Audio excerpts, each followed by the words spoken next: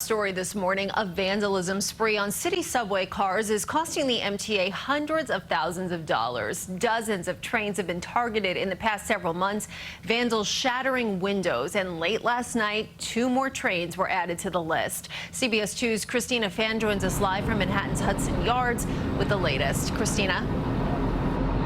Good morning, Andrea. Both of those 7 trains were damaged and vandalized just before midnight. One was a Queens-bound train, the other was Manhattan-bound, and so far no arrests have been made in this months-long crime spree. Images like this showing shattered windows on subway cars are now all too familiar. More than 400 have been smashed in recent months, especially on the 7, 2, and 3 train lines. We're, challenged financially, so it's a big deal to us. It should be a big deal for everybody in New York too, because this is your money. Fixing this mess has cost the MTA $250,000 and counting. I think it's boredom for our teenagers. This is their way of acting out.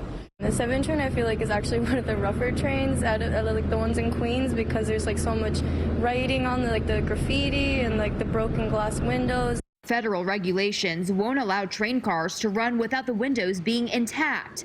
So with each incident, trains have to be taken out of service.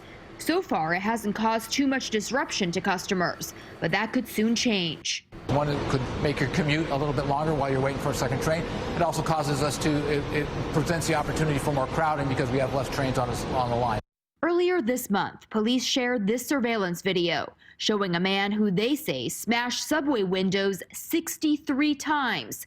He has not been arrested, and police continue to investigate other cases.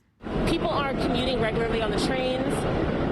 There isn't really a lot of security around, so I think people can get up to a lot of nonsense without people reporting them. Officials hope with more awareness about the problem, that changes.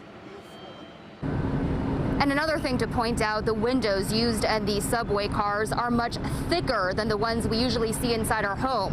That is why MTA officials believe whoever did this likely used a hammer, a pipe, or another very large blunt object. It also means that people likely heard and saw this as it was happening.